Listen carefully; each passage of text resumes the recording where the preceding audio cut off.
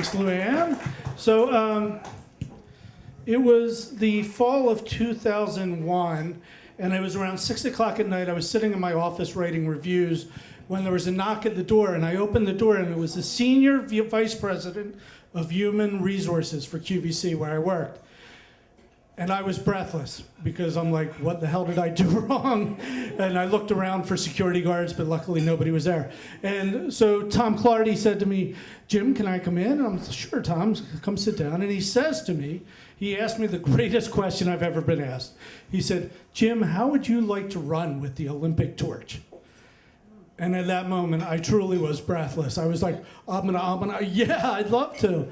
And so Tom told me that I wasn't actually the first choice.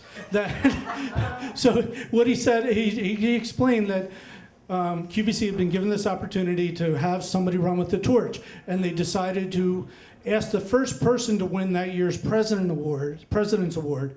And unfortunately, the gentleman they asked was about to have knee reconstruction surgery and declined it. And then they went to another woman who worked in the janitorial world, and she was like 65 years old, and she just did not want to do it. So I was the third choice, right? And I was like shocked. And I was a runner back at the time, and I had been to the Atlanta Olympics before, so I was really like excited. So I found myself the week before Christmas at the Science Center in Baltimore in a white tracksuit with my wife and my two sons, who were like 7 and 9 at the time. And we're in the parking lot waiting for the bus. And there's about 10 people that are going to be on this bus to carry the torch. And we're all very excited. And one of the people's running late, so we have to wait. The last person to show up, very apologetic, is Cal Ripken, the Iron Man, Baltimore Orioles' greatest third baseman ever. And so we're all like shaking hands, like, oh my gosh, I didn't think it could get any better, but Cal Ripken's here. So we all hop into the bus, just the people that are going to run with the torch. And we pull into a 7-Eleven parking lot, and the gentleman says, we have a few minutes before we start unloading you to carry the torch. So I'd like to go around the bus, and everybody just say your name, you know, how you ended up, how you got nominated to run the torch. And he asked me first. So I just say why I had won the award was like, well, I built a database so the broadcast crew could do a better job in the studio, blah, blah, blah. Boring. They go to the next guy, and he goes, my name's Luke, and I'm a kidney cancer survivor, and I went through all my treatments without missing a day of work, which I don't understand how, but it was like amazing. And I'm like, oh my gosh, this is crazy. And so they go to the next one. It's a woman. She's like, hi, my name's Miranda. I'm a survivor of domestic spousal abuse, and I opened a woman's shelter here in Baltimore that has helped hundreds of women. And I'm like shrinking in the corner, like at this point.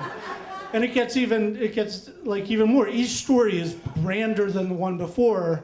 And the next person they go to, the gentleman says, I'm a doctor at Johns Hopkins University. And I've worked with patients who have diabetes.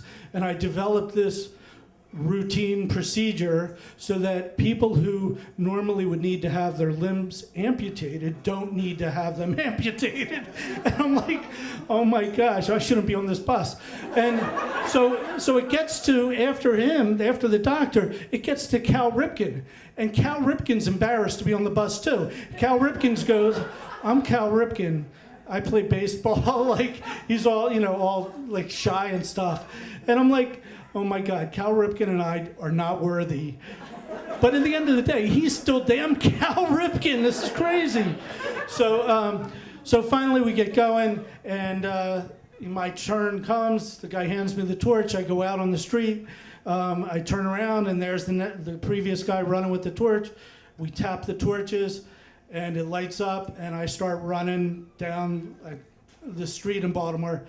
And just there's kids with flags and all these people cheering me on, and there's a guy right at my elbow to make sure I don't run away.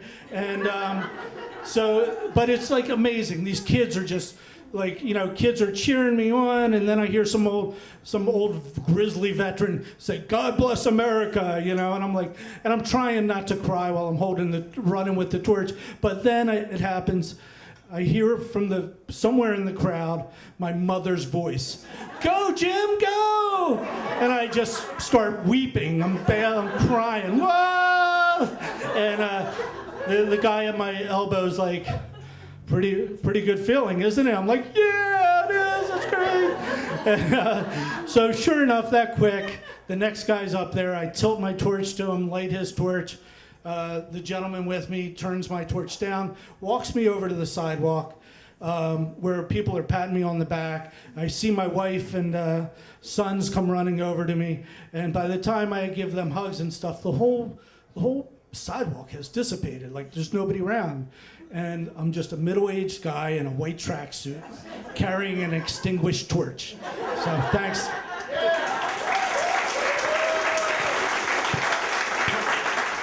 I'm looking at